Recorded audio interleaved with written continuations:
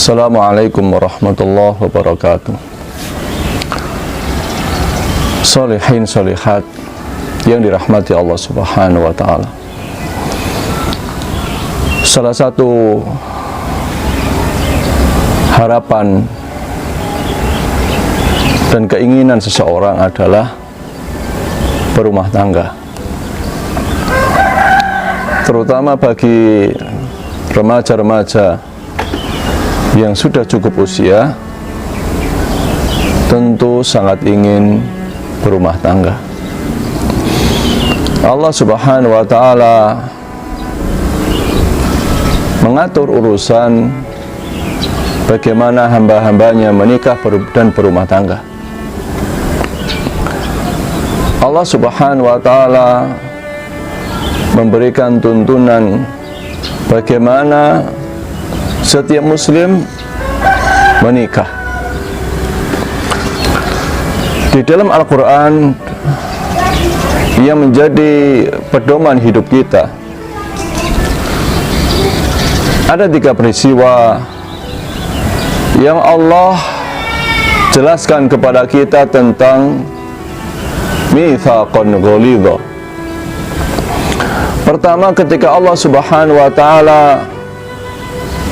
mengadakan perjanjian dengan para nabi dan rasul, dengan Nabi Nuh, Nabi Ibrahim, Nabi Musa, Nabi Isa. Allah sebutkan itu dengan kalimat mitsaqan ghalidha. Yang kedua, ketika Allah Subhanahu wa ta'ala mengambil sumpah setia Bani Israel, dan Allah Subhanahu wa ta'ala mencabut Bukit Tursina dari bumi, Allah membuatnya melayang-layang di atas kepala Bani Israel. Allah sebutkan perjanjian itu dengan kalimat mitsaqan ghalidha. Ketika Allah Subhanahu wa ta'ala menyebutkan akad nikah, Allah katakan itu adalah mitsaqan ghalidha.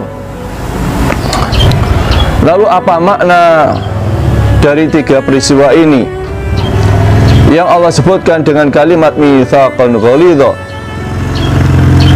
dalam kaitannya dengan urusan akad nikah?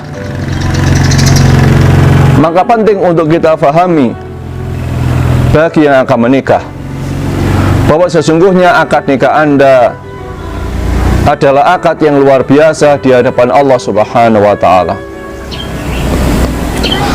Akad nikah Anda yang Allah sebutkan dengan mitsaqan ghalidha itu hampir sama mulianya dengan perjanjian Allah dengan para nabi dan rasul.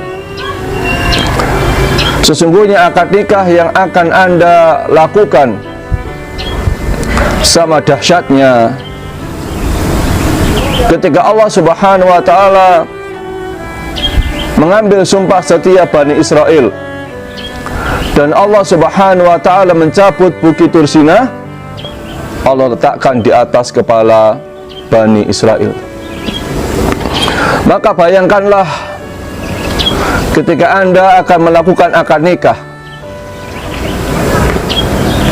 di atas kepala Anda ada gunung yang besar yang Allah letakkan di atas kepala kita sebagai sebuah peringatan bahwa seandainya kita melanggar janji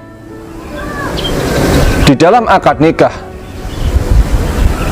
bayangkan ketika Allah melepaskan gunung itu jatuh menimpa kita, mati dan hancur berkeping-keping tubuh kita.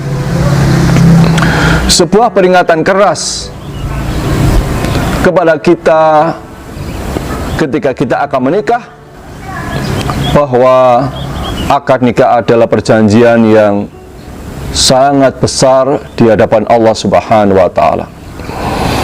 Akad nikah adalah perjanjian suci dan mulia di hadapan Allah Subhanahu wa ta'ala. Karena itulah ketika Anda, wahai solihin solihat yang akan menikah, sadarilah bahwa sesungguhnya akad nikah Anda pertanggungjawabannya adalah di hadapan Allah Subhanahu wa Ta'ala. Akad nikah Anda mungkin dihadiri oleh keluarga Anda, teman-teman Anda, saudara Anda, orang tua atau mertua Anda. Tetapi jauh lebih penting sesungguhnya akad nikah itu dicatat oleh malaikat, disaksikan Allah Subhanahu wa Ta'ala, yang pada akhirnya perjanjian akad nikah kita itu nanti akan ditanyakan Allah Subhanahu wa Ta'ala di akhirat. Seorang suami ketika menikah, ingatlah apa yang disampaikan Rasulullah SAW tentang seorang pemimpin. Beliau SAW mengingatkan, kullukum ra'in wa kullukum mas'ulun an ra'iyatih. Setiap kamu adalah pemimpin dan setiap kamu akan dimintai pertanggungjawabannya atas kepemimpinanmu itu. Jadi seorang laki-laki ketika dia menikah, dia sesungguhnya mengambil dirinya sebagai seorang pemimpin, dan kepemimpinan di dalam rumah tangga akan dimintai pertanggungjawabannya oleh Allah Subhanahu wa Ta'ala. Demikian pula seorang wanita ketika dia sudah siap untuk menikah,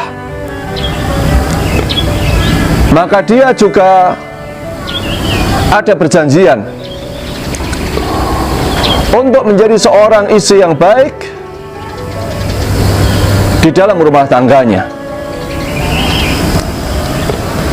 Dan dia punya kewajiban yang harus dia lakukan. Dia punya tanggung jawab yang harus dia kerjakan.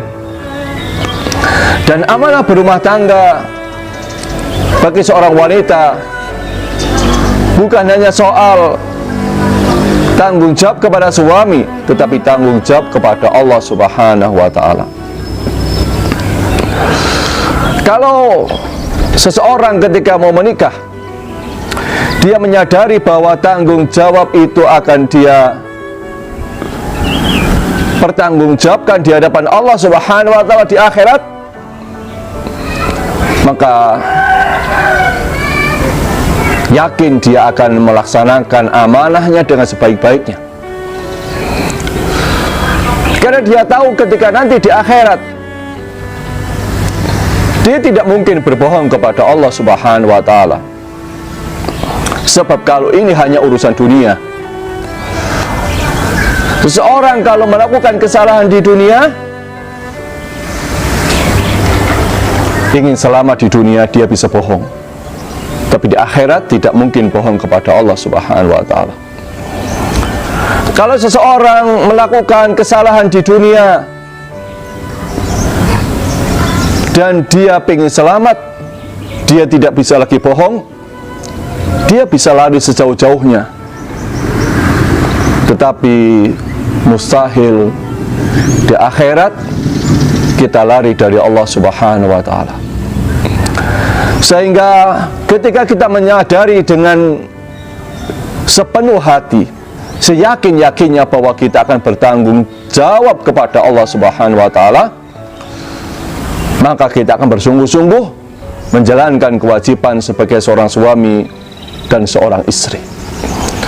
Dan terutama ketika akan melaksanakan akad nikah,